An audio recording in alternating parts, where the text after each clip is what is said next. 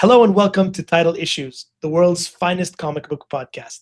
As always, we're your hosts. I'm Ibi. And I'm Benny. Today we'll be talking about the Netflix acquisition of Warner Brothers and what that means to us. It's a comic world and we're your guide, with passion and laughs on this nerdy ride. Grab your snacks, tune in, let's go. Welcome to Title Issues, where the comics glow.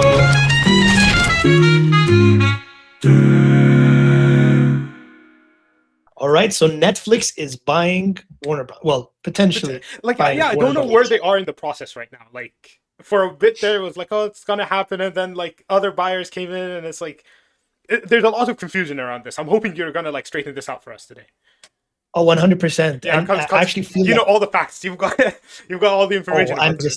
I'm like a sucker for corporate drama. Yeah, that's your cup of tea. That's what Ibi lives on: corporate drama, quarterly earnings, and yeah, quarterly earnings. Listening to those calls, it just gets me riled up every quarter. Flowing, yeah.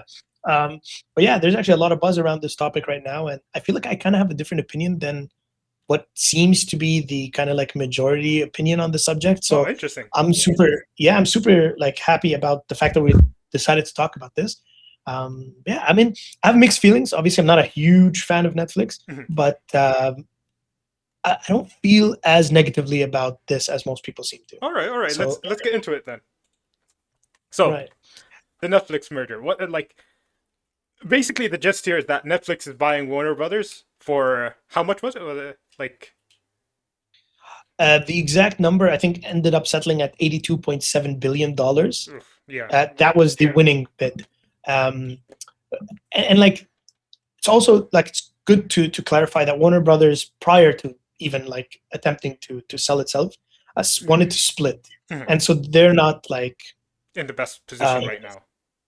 Yeah, I mean, financially they weren't doing great. They were in debt about almost the purchase price, I think. Like what they're being bought for is around how much exact that amount, something like that. Yeah. And they kind of are like restructured a little bit before this purchase. So what what Netflix is buying is from Warner Brothers Discovery is not everything. It's like certain parts of the business, right? And we'll go into those details. But before we dive into those details of the purchase and, you know, what parts of it they have and whatnot, I really wanted us to talk about what is exactly Warner Brothers IP, because there's so much there that I didn't know as part of this purchase. So you could think of it as looking at the shopping bags. Yeah, what Netflix got from the grocery store run. Yeah, exactly. So of course we have DC, which is a massive IP. So like owning this is going to be really big news for and this Netflix. Is like all the heroes: Batman, Superman, The Flash, all the fun stuff. Yeah, and it even extends like so. There's a lot of the IPs that are inside of DC Comics that aren't like pop. Oh, so like not IPs. the actual label, but like also the Vertigo side of it, the yes, Black exactly. label. Okay. Things that you really haven't hit mainstream yet, but now they have a path to mainstream, right? If they can get greenlit for a show or something like that. But yeah, then you have Harry Potter, which is a massive IP. You have Lord of the Rings and Game of Thrones. You have the Dune movies. You have the Matrix. Like, there's just so much there to toy with. And a lot of these also have been shaky. You know, Game of Thrones was dominating, and then all of a sudden kind of took a dip in the last season. Yeah, the week ending was the week ending kind of like killed the franchise a bit. But we're getting other stuff now in that round too. Like we're getting like other shows. I mean, they were planning a Jon Snow show, right? And then that got canceled, and now they're doing something else instead. Yeah, we got House of the Dragon and A Knight of the Seven Kingdoms, which is coming out in January of this year. Yeah, exactly. But people are kind of like also thrown off by that because it's like a complete shift in tone. Yeah. The Matrix, they tried to, you know, reboot it with the Matrix Resurrection. Like absolute worst movie I've ever seen. Actually, maybe not the worst movie. I haven't seen it, but a bunch of my friends really liked it. They were like, "Oh, it's like the perfect reboot," and I was like, "Okay." I haven't seen it, but like, well, sure. The first red flag there is that it's absolutely not a reboot. It's a soft clearly reboot. They haven't understood. They clearly haven't understood. I mean, I guess I could see why they would think of it like a reboot, and maybe even in marketing it may have been phrased like that. But it's a continuation. It's like literally resurrecting, the protagonists and bringing them back. But yeah, there's so much to dive into. So maybe we should. Basically, Netflix now has like its own like character roster. Like it's already had its IP, and now it's got like even more characters that are included into like their toy box. Yeah, it's crazy because when you look at the financial details of all of this, right, you start to see exactly what this means for Netflix, and this is where my difference of opinion with the general public comes in. Yeah? So the first thing is, like we said, the deal closed at $82.7 billion, and it's not including the Warner Brothers cable and TV networks. So what Paramount has done, which is another company that's bidding, right, and has the backing of Donald Trump and a few others, they try to commit a hostile bid, basically, which is like, oh, we give a better option that is going to force Netflix to not buy this. Yeah. And they bid something like 108.4 billion, something like that. But the difference is Netflix went back and revised their offer and put in an all cash offer. So that means that 82.7 billion is guaranteed, like on day of whatever signing up. Maybe not on day of, but you know what I mean. Yeah.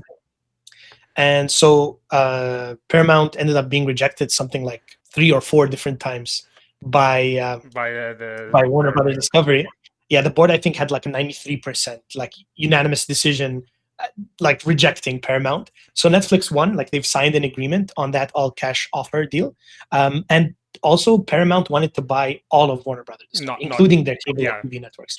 So the argument that Paramount was offering more money, and it's weird that they didn't Warner Brothers hasn't taken it, is not true, because if you break it down, Netflix is bidding on is a smaller portion of the company, right? Something else that people have commented on is that Netflix, has Netflix CEO has been asked about video gaming and like the Warner Brother games, and he said something along the lines of like it wasn't part of their valuation. Like they didn't consider that. I saw the drama around that, where it's like a lot of people ran with the headlines that Netflix is cutting the Warner Brothers division or Warner Brothers gaming division, and it's like exactly, yeah. The people were saying, he was saying it was worthless, but in reality, it wasn't part of their strategy, right? So they didn't really care if that was or wasn't part of the acquisition, which makes sense, right? Like the reason you'd buy Warner Brothers is not for the games; it's for the giant theatrical infrastructure and all the IPs associated. So Netflix hasn't straight up come up and been like, "Hey, we're not doing any more video games, or we're not cutting any." No, if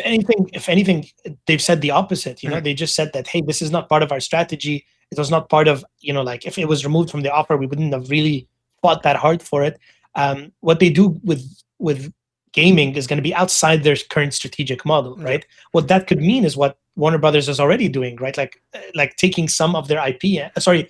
Not what Warner Brothers is doing, but what Disney does, right? Where it like sells its IP to other game developers, and they start to build it out. So that could be their strategy moving forward, and that's not horrific, right? Like, sure, Warner Brother games, I guess some people would be like, oh, it's in danger. I don't think so. I just think that it is not going to be part of their centralized strategy or their core plan. But this also means that Netflix also owns like the Mortal Kombat universe, right? Because that's part of Warner Brother Gaming. Yeah, 100%. NetherRealm Studios, which makes those games, is under Warner Brother Games, and so the Arkham series, Rocksteady, I think, is under Warner Brother Games. You have the Lord of the Rings stuff, like Shadow of Mordor, and they own the Nemesis system now. I guess they can release it for us, release it for the rest of the world. I guess they also own like the Harry Potter games that are coming out. So Hogwarts Legacy. Look at that! The shareholders are having fun, and they said shareholders can't win. Yeah, that's true. And the thing is, despite Netflix, the reason why we were kind of iffy about this at the beginning, saying, they may have bought it, is because even though they won the bidding war, right, and they've signed an agreement, the acquisition itself is not completely closed because it would require regulatory approval from the U.S. I think the Department of Justice, the DOJ, is who approves these things. I'm not 100%. Because it's like they're protecting people from monopolies and so on, right? Exactly. And then the EU also has like big regulations around this. So the shareholders need to give final approval. They need to get regulatory approval, and then they go through the formal closing motion. And that could take anywhere between like a year and a year and a half. Okay. From the date that it passes. Okay. So we probably won't be seeing any immediate impact of this, right? Like probably not until absolutely. I would say even as long as 5 years. Like for the next 5 years, I don't expect much to change, even if the deal closes out. You know what I mean? All right. No, that's interesting. Like again, I don't know how you feel about Warner Brothers and HBO and how they handle that stuff. I kind of like the fact that like I can get all of my media in one place now, all of my DC stuff in one place where Netflix is. But I don't know. I'm also afraid that this might like skyrocket the Netflix prices too. You know. Look, I was thinking about that, and I think that no matter what, it won't be as expensive as having two separate subscriptions. Like, I just can't see that being the case, right? So even if Netflix's subscription fee shoots up a reasonable amount, I doubt it will be like the same as Netflix plus HBO Max, okay. you know, pieced together. I just don't think it would be. If it is, that would be pretty crazy. But if the shareholders really win. Yeah, but that's the thing. Even if that was the case, I still wouldn't understand why people would be upset about that unless they never cared to begin with about any of the HBO. Yeah, I wouldn't be upset if I had to pay more money. I mean, you're paying the same. If it's just combined the two and you were previously subscribed to both, you're paying the same. If not, if you weren't subscribed to both, you're now getting more content on one subscription. You have to pay more. So I can see why that scenario would be annoying, right? Because you're not paying more. But to me, the mind-blowing thing here is that as a streaming platform, right? What is the biggest struggle that Netflix has? Content. Yeah, IP. Like, yeah, because they're competing with like Disney Plus, for example, which has all those IPs already. So they don't have to deal with licensing deals. And then you have HBO, which is its own thing, and it doesn't have to deal with licensing deals. Apple TV took like a completely different route where it was like, we're just going to do our own stuff just like Netflix. Yeah, make our own but original content. Tiny. Yeah. And Prime as well. Prime Video has the same problem where they keep trying to get these IPs, purchasing these IPs, and it's also causing them growing pains. And Netflix was at the top, but not by a big margin. But now you're cementing Netflix far ahead because all the licensing deals are and licensing struggles are gone because they own huge IPs. And like, I know Prime, for example, was doing Lord of the Rings shows. Yeah. The Rings of Power, right? So like now that's cut out. How does that work? Like, they could stop that. Yeah, so this basically cements is Netflix gonna get like all of our classic like DC shows that we care about? Yeah, I think so. I mean, they were all recently pulled out of HBO Max, like thousands of shows and movies. Maybe not thousands, hundreds probably. But yeah, so this just cements like Netflix like long-term survival as a company, right? It's no longer just a streaming service. It's the world #1 streaming platform that now owns one of Hollywood's most like senior and storied production, like movie theatrical production studios. Yeah. Right. So that's pretty crazy because part of the deal is also the physical production suite of Warner Brothers. Yeah. So like, what does this mean to like what we started? Right. Like last year we started with like the James Gunn verse started. How does that translate to what's moving forward? I think it's going to be more or less the same. They've kind of mentioned that the Netflix CEO has said that people think that there's a cause for alarm with regards to theatrical releases or the jobs and the plans of someone like James Gunn, who's running the DC studios. But one of the co-CEOs of Netflix has basically come out and said himself, like, hey, we're going to have 45 days between theatrical release and when it comes to the streaming service. Okay, so because I don't want to just... Yeah, because he's like, I didn't just buy this for close to $100 billion, where I have one of the world's most sophisticated theatrical engine production systems, and I'm going to miss out on that revenue, right? Like, they earn billions of dollars out of the theatrical releases. So he's saying, I don't want to just be the #1 streaming platform in the world. I want to win in the box office too. So this is like Netflix also opening their doors to like theatrical cinema and movies and actual. And they've done it in the past. They've tried. Netflix has tried to get into theatrical releases with things like Knives Out. Yeah. And it didn't pan out well for them because it's not easy, right? But Warner Brothers having a whole studio behind them. Yeah. They have production production studios, like physical lots and things like that. They have post-production teams and infrastructure that's already there. They have distribution for these movies and things like that. So when the deal closes, Netflix will now own the largest theatrical distribution engine in Hollywood. I must say, that's crazy. This feels very positive for Netflix buying Warner Brothers video. Most videos that I've seen are very negative about this. I think this is as positive as you can be about a purchase like this, right? Like, I think a lot of the concerns have been in the wrong direction. This is a monopoly, no doubt about it, right? Like, one thing is going to own so much, and it's so much of the content we consume, and that's always a danger, right? Competition is healthy. Yeah. So one thing is owning all of this is not great, but the truth is, like, people's fears feel like they're in the wrong place. Like, you're worried about theatrical releases. Like, I wouldn't buy one of the world's largest theatrical production companies for billions of dollars just to shut it down, you know? Like, I don't think that's their plan. I really think that they're going to treat this as their gateway into the an investment. Exactly. It's just buying a second arm to the company. So now Netflix has production and streaming, and they'll make the money that they can make in theaters, and then they'll make it in streaming. Yeah. The only thing I agree with is the danger to, like, physical, you know, CDs, like owning physical movies. Physical media. That's the concern I would see here. And to be honest, James Gunn himself as well seems pretty happy with this situation. Okay. So I don't think his plans are being affected. I don't think people's jobs are at risk. I don't think his vision is at risk either. You know, I feel like everything is okay.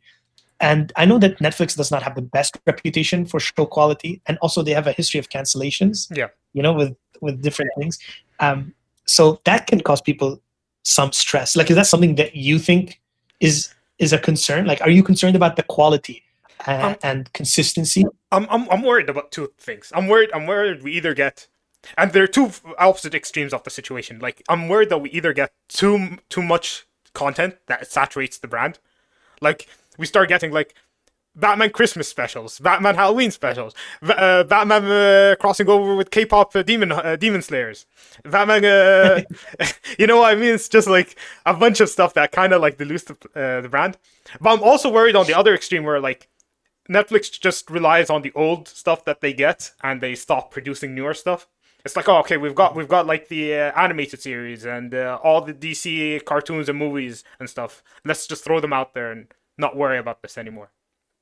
So it's like a two-part situation where I'm like, oh, I'm worried about both extremes. I'm also worried that, like, it kind of like deviates, like, the DC vision to, like, what Netflix wants, which again isn't really a problem because that's what we were getting with Warner Brothers. We were getting, like, Warner Brothers version of DC, and now it's like, okay, now we're getting, like, I guess the Netflix version of DC. Exactly, and see, that's the thing. Like, to me, this thing can go one of two ways. Either Netflix is going to adopt Warner Brothers culture and their approach and their pipelines, or they're going to try and do the opposite, right? Where they're going to bring Warner Brothers culture and approaches and change that and alter it to match Netflix's approach to things.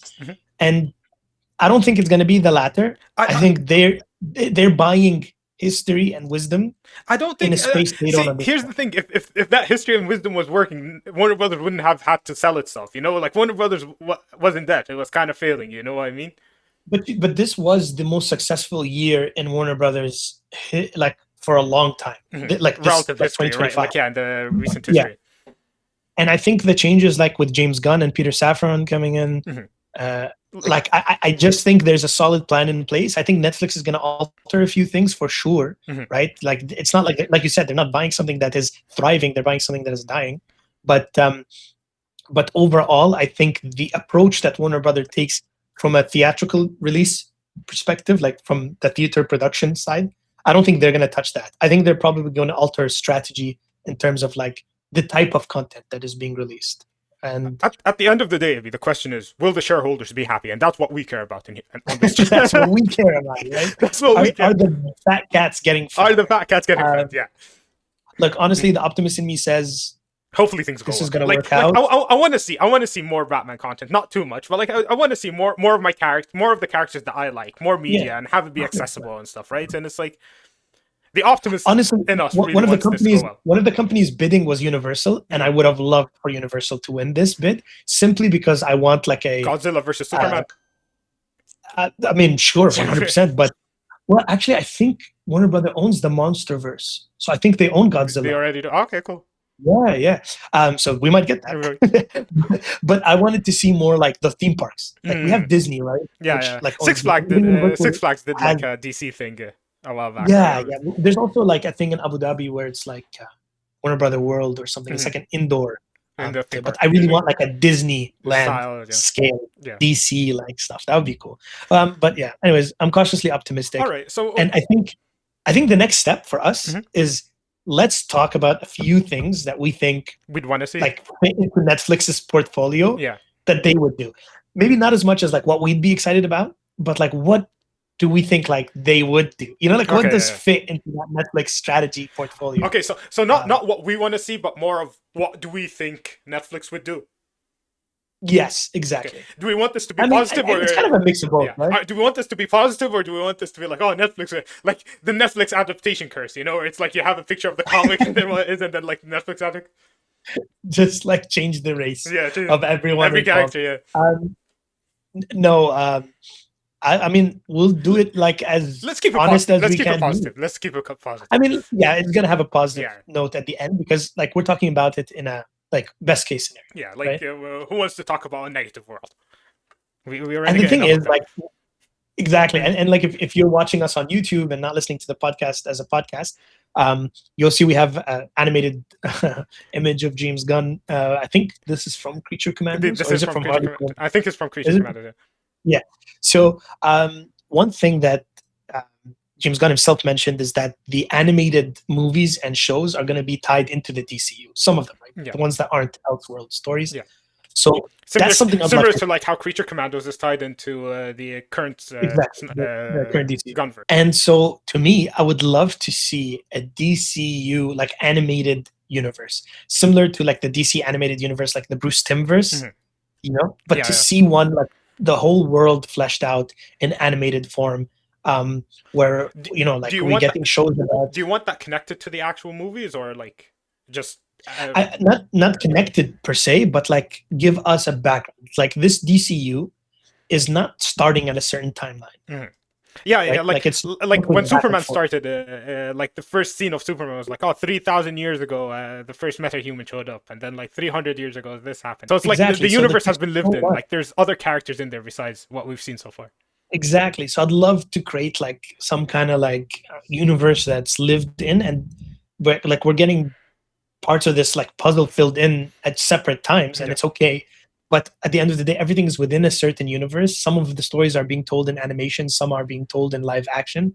And I think it's just two separate production pipelines, but we're getting stories from the same universe in parallel, which excites me. Yeah. I'm a sucker for like a connected universe. Here's the thing. Here's my biggest issue with connected universes is just the fact that like it gets very tedious when you have to like follow all the tracks and like, oh, well, you're watching a movie and it's like, well, actually, if you watch this series, episode 7, you'll get more context about what's happening here. And it's like, it's like doing homework for media, you know? 100%. And I think that's why also it shouldn't be treated this way. It shouldn't be like necessary watching it. Nothing should assume that you've seen anything else. I think so far things have taken that approach. Disney does a lot of that. Like the Marvel universe does a lot of that. Yeah, it's exhausting.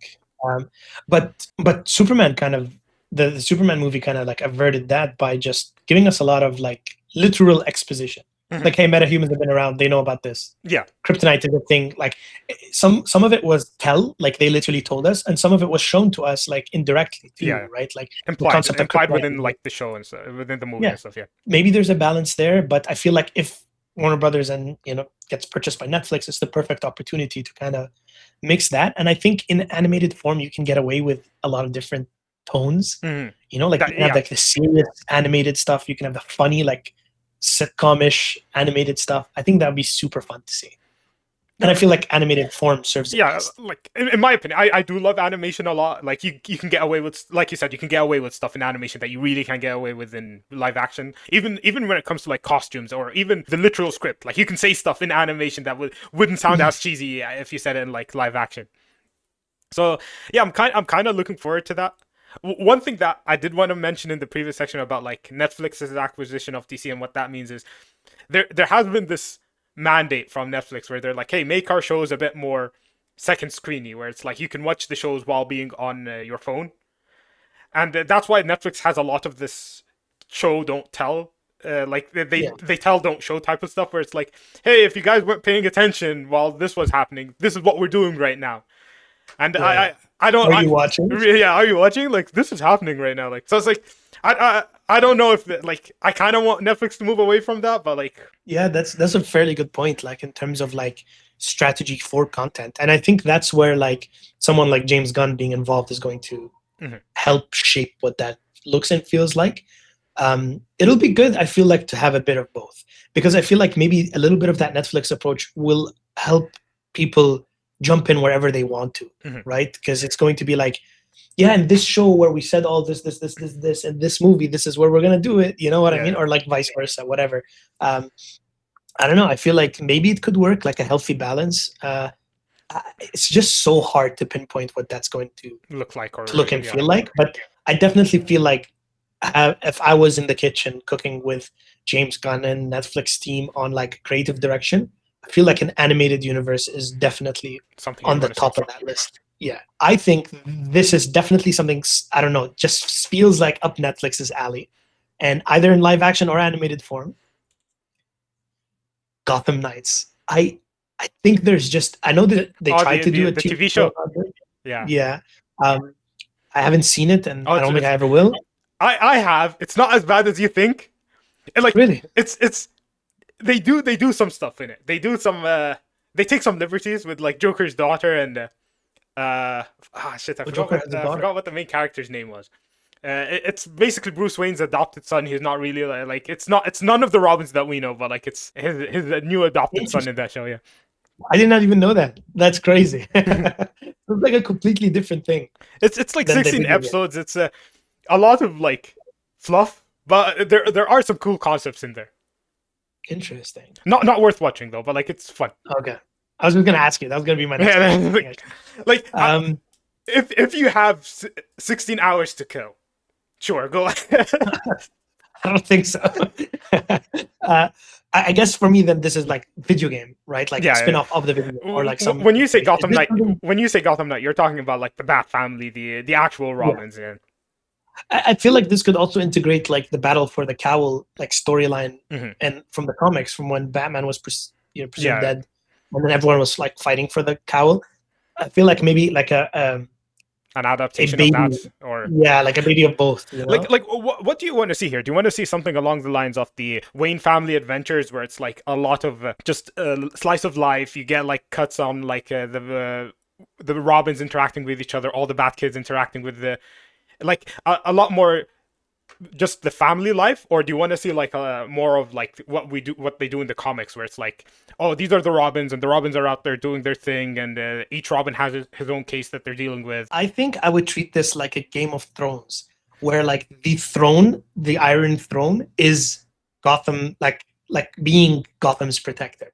So it's all these, I don't want to say heroes, right? But like all these characters that exist in Gotham. Some of them are the Robins and the Batgirls and the Batwomans, and some of them are the Azraels, the Jokers, that whoever it is Mhm. of the Gotham that's like, hey, I'm gonna take control, because Batman pretty much ran Gotham, right? Yeah. Not literally, but you couldn't do anything without him. Without And if his you knowledge, got away with it, eventually he would catch up to you, Yeah. right? It was like Batman was inevitable. So if Batman were to finally go down, I would want to see like that vacuum, like of power or influence in Gotham, start to create this, like, you know, Gotham's going to change, Mhm. and everyone is going to be planning this Game of Thrones style like espionage to take control of Gotham from a criminal underbelly. Yeah. And then the opposite too, from a hero perspective, like who's going to take charge of Gotham and why?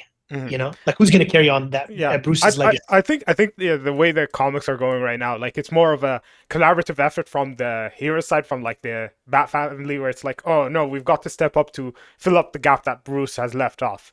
So yeah, seeing something where it's like, oh, they're also fighting against each other for that #1 spot for you feels a bit different. I don't know if I like Yeah. that. It just feels a bit different to me. Where it's like, I don't know if I particularly like that. Really? Yeah. Interesting. So, do you feel like that's not a good approach? It doesn't feel very heroic. Let's just say that, where it's like they're trying to. But think of the battle for the cowl, right? It was like Dick Grayson stepped into the role of Batman, and then Damian Wayne was like, "What makes you think you're the best suited for this?" Granted, they hadn't known each other for very much at that time, but then Tim Drake was kind of like, hey, I'm dealing with Batman's death. Why are we all trying to be the next Batman? We should all just be ourselves and let that be that. And then you have like Red Hood also took on like the context with the Battle of the Cowl is that like Red Hood took on the cowl first, took on the Batman identity, and then that kind of forced Dick into that situation too, where he was like, oh, I can't just have you be that, you know, which is something that you can do with Red Hood, but like I feel like the character has evolved past that. I can imagine like Azrael coming in and going like, no, I'm going to be the next Batman, and then they're like, hey, you're a little bit extreme also, and then just you know, like so much is probably going to happen. And then you have the criminals also moving to take like control of Gotham. So then all these heroes are like, okay, we're going to try to deal with it this way. And then they disagree on the way that they should do it. And then, yeah, I just feel like... So this is your pitch for a show that Netflix should do, where it's like, hey, give me like a Game of Thrones Batman storyline. Yeah, where like the people of the puzzle are on two different sides, the criminals and the heroes, and the heroes disagree on philosophy. There's multiple ways to skin a cat, right? And I think like even though they're all good guys, they're all such different people with different philosophies. Maybe they share a lot of common ground, but seeing them kind of like try to fill that vacuum with their ideal is going to create tension between all of them. And then the complication of the criminal underbelly of Gotham reacting to this new power vacuum is also going to create interesting dynamics where like they disagree, but they have to act fast so that, you know, things don't get worse in the meantime. And there's just so much space for I get what you're saying, where it's like this can like also help unhomogenize the Bat family, where it's like, oh, they're not all like carbon copies of each other.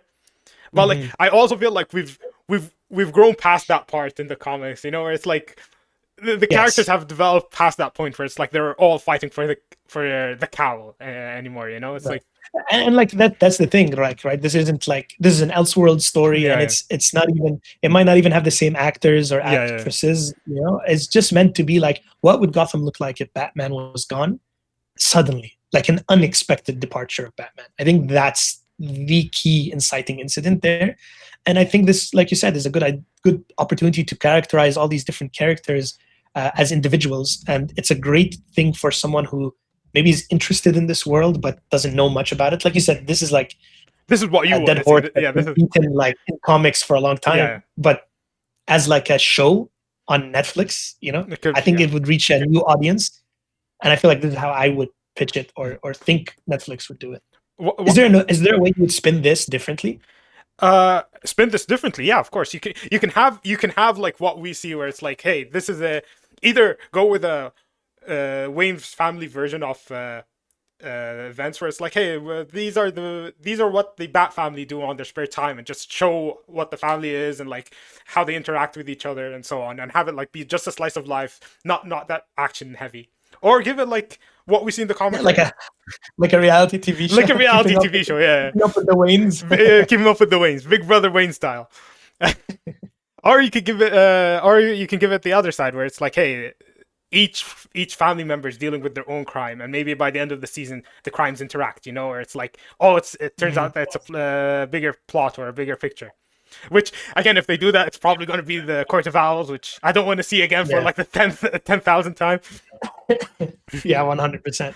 I would have been super excited like 5 years ago to see that, and like now I feel like, okay, more. By the way, no the Gotham Knights TV show also features the Court of Owls.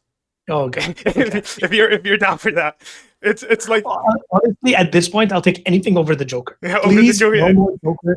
Please, no more Harley Quinn. I beg you.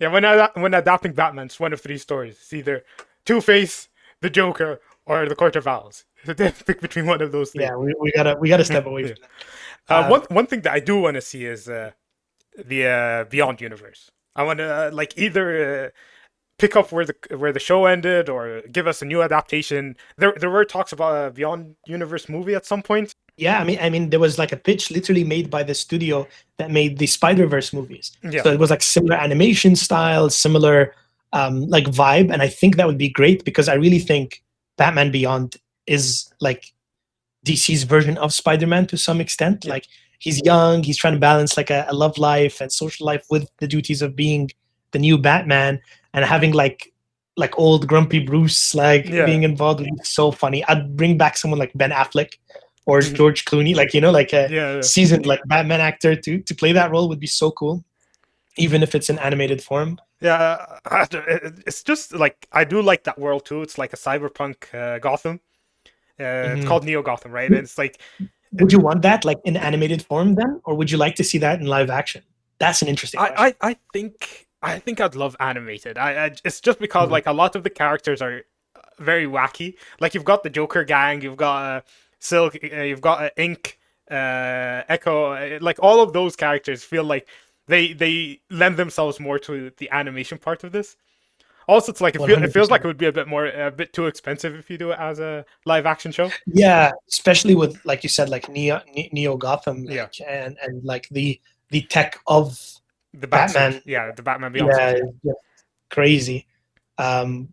But yeah, I think like this could compete with that Spider Verse, right? Like in a certain way, where you have this like new futuristic cyberpunk universe and this new young Batman who's like has a completely different way of doing things, but you're carrying forward some of that like core Batman essence. Yeah. I think this could reach a brand new fan base Yeah. and would be super sick. You can also do what they're doing in the comics right now, where it's like Tim Drake is the Batman Beyond, right? So like you can Right. play off in different ways too. You don't necessarily need to stick with the DC animated universe version of Batman Beyond. And I think something else that would be super interesting to see is a TV show centered around Gotham City.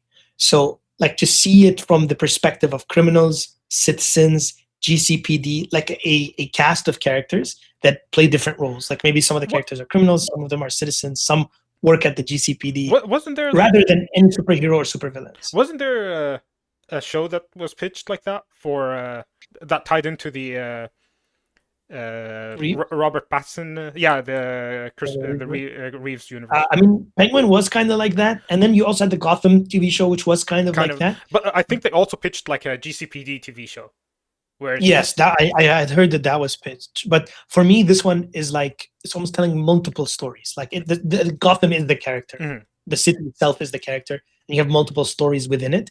And you could do it where like certain characters will have story throughout the season, and then maybe like die partway through, or Yeah. like leave Gotham partway through. So like the cast is constantly changing, but the city itself is Yeah. like is alive and is the core character. And like you can have like casts, like I said, that's rotating. It would be like a thriller drama style thing, Yeah. like Like I don't know if this is what you mean, but like something that I would love to see more of is like an anthology series where it's like either each season is separate from the other season, or like each episode is separate, where it's like you pull up the next episode and you don't know what to expect. It might be different characters, different cast, and it's just an anthology series where like things are not connected. It's just stories that happen in this world. I agree 100%. That's definitely like kind of how I was thinking of this.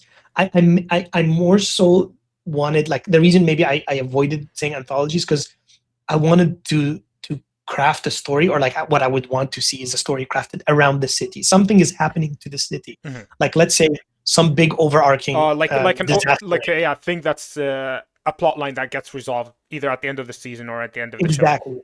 Because like stuff keeps happening in Yeah. Gotham, right? I'll just think like Arkham Knight, like Yeah. Scarecrow doses the entire city in his toxin, Yeah. or like you have I don't know, the Joker like infecting people with his venom, or like a No Man's Land where like they all take different parts. See, I feel You like have the flood from the Batman. Like these are all big events that happen to Gotham, but we never see like what that does to the city, like to the citizens, to the business. I feel like I feel like you can go either two ways with this. You can have like an anthology series where it's like every day it's like a different thing that's happening in Gotham that's kind of ruining it, and it's like you see how it actually wasn't there a TV show about this had like Vanessa Hudgens in it. It's like they were insurance brokers in Metropolis. I forgot what the show was called. But basically, it was like everyday life in the DC world, and it's like every day something weird is happening. Like there's an alien invasion and stuff, and they work in an insurance company. It's got like Alan, Really? yeah, it's got like Alan Tudyk in it, and Is it called Powerless?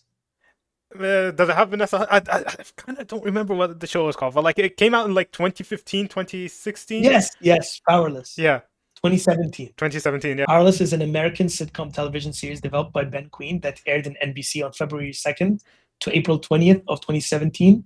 The series was a sitcom set within the DC universe, and and starred Vanessa Hudgens and Alan Tudyk. Is in it too. And it was set as in the like they work in a insurance office, and like It says here that Vanessa Hudgens' character Emily Locke was the director of R&D for Wayne Security, a subsidiary of Wayne Enterprises that specializes in products that make defenseless bystanders in a world of superheroes and supervillains feel a little safer. Yeah, and the plotline was like every episode, like stuff would happen in the world, where like, oh, there's an alien invasion, so we need to like up the insurance on like cars and stuff. And Alan Tudyk was the Bruce Wayne's cousin. His name he's was Bruce Wayne's cousin. Yeah, Van Wayne. Yeah, that's crazy. That's pretty cool. I did not know this existed. Have you seen it? I've seen clips on like TikTok, but like, is it worth watching?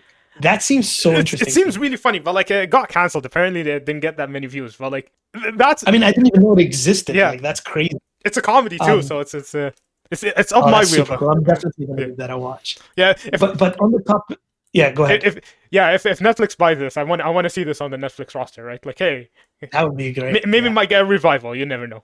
Maybe. But on the topic of anthology series, an anthology series that I think would work really well is an Arkham Asylum horror show.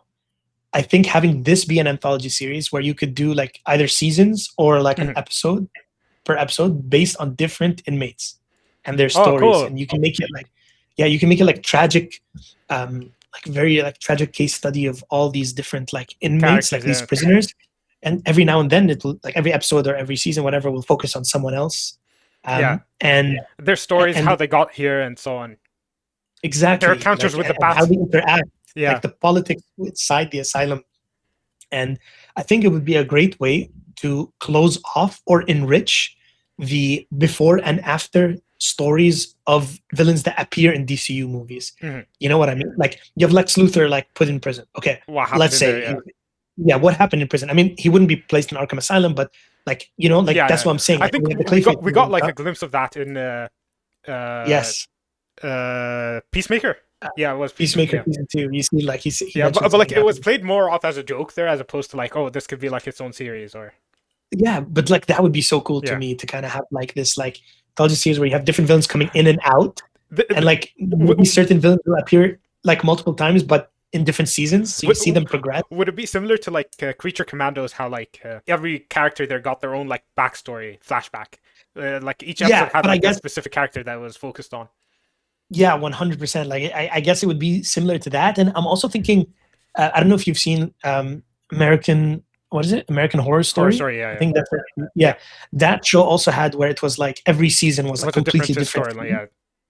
And I think it would be cool to see the world from each inmate's perspective as well. Like I think the Joker's experience of Arkham Asylum would be completely different from someone else's. And it would probably be like unhinged. He's delusional, right? So you'd see all of that. And then you have another season where it's like Bane, where it's like very like different style. Like, you know, and I think that'd be really cool. If you've seen the Harley Quinn TV show, they always go into like Arkham Asylum, and every time they're in there, it's like there's a different inmate, or like an inmate has come back or something, and it's like you see their growth. There's growth off screen that you don't see, and it's just implied within the story, and it's kind of fun that way, I guess. Yeah, for sure. And like I don't know, I just thought this would be nice to see as like someone appears in the movie or something, and then like they're out of the picture, but then they're somehow still included, even if they're just background characters. Again, you kind of see them in the background, like you said, going through that growth and development. But like a lot of your pitches have been like Batman stuff. Is there anything else that you want to like talk about, maybe like outside of the Bat universe?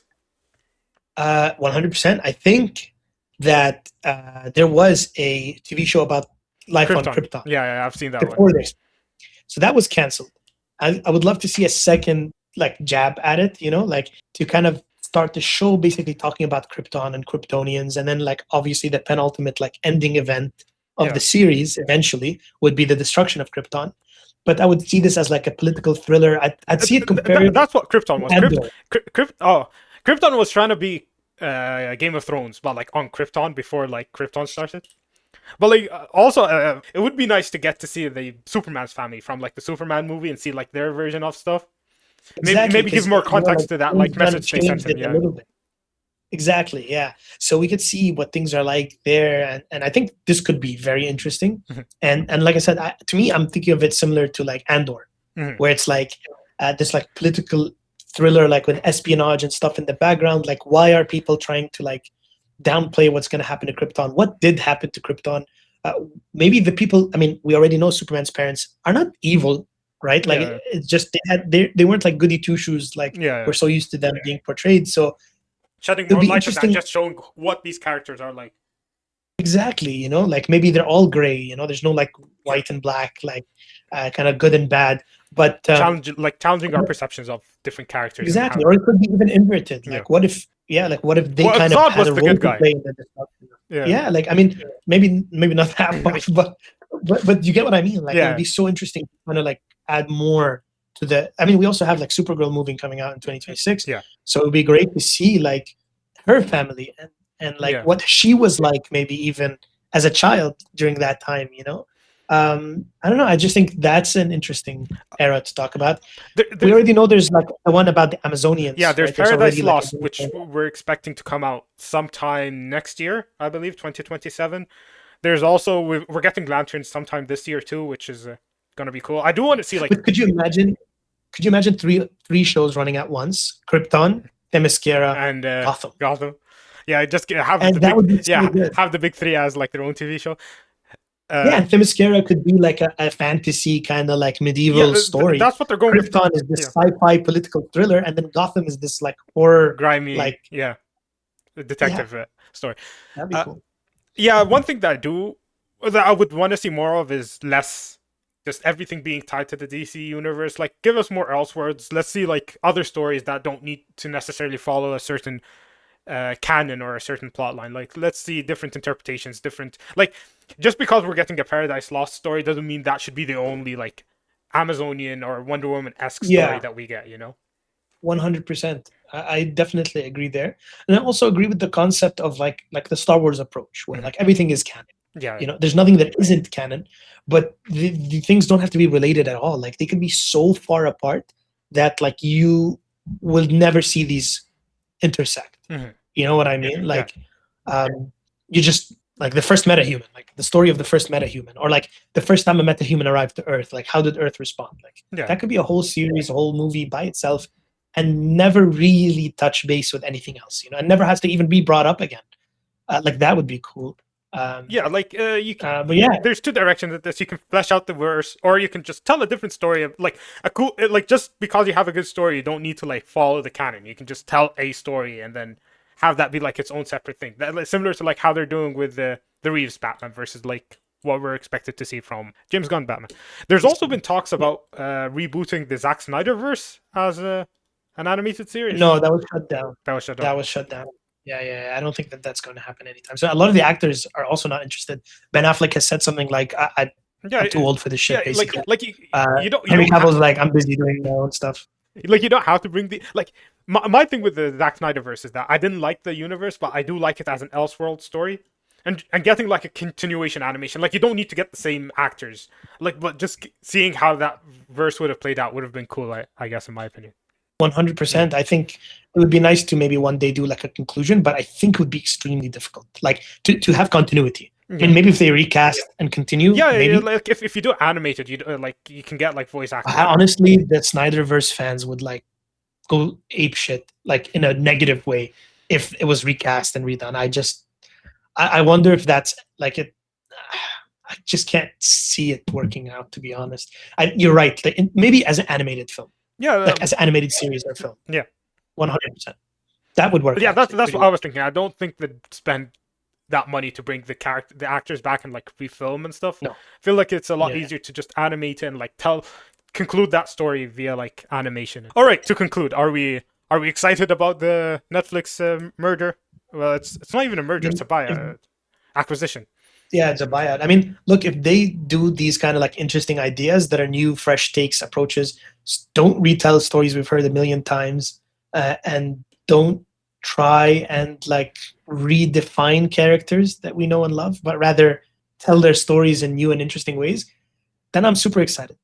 If they take a different approach where they're like redefining, like we said, those characters, or like completely changing them, I'm not for that. So that's my only concern, really, is what are they going to do with the characters we know and love? But I'm getting the vibe. I'm getting the vibe that you're like optimistic about this, like moving, like that's all we can be at this point, right? Like, no That's one, what I was gonna yeah. say. No one wants My choice, yeah. not based on like fact. Yeah. You know, like it's not like I'm seeing signs that things are gonna be great.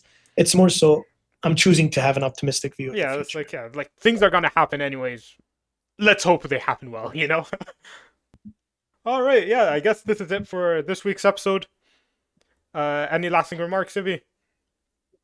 No, I mean we are excited to see where things go from here, for better or worse. You'll find us on the Title Issues podcast. If you leave a comment below, tell us your thoughts on the Netflix buyout of Warner Brothers. Leave a like if you enjoyed the content, and subscribe. What shows would you pitch Netflix? Like, I want to hear what shows you guys would want to see. If we get enough pitches, it would be cool to do a follow-up where we're like, Netflix executives assess these people's ideas. That'd be fun. So if you have ideas, drop them down below. Keep in mind, we don't care about what the best show would be. We care about what show the shareholders profit the most from. Of course. That's the only thing that matters. Yeah, that's the only thing that matters. All right, guys, have a good one. See ya. Welcome to Title Issues, where the comics glow.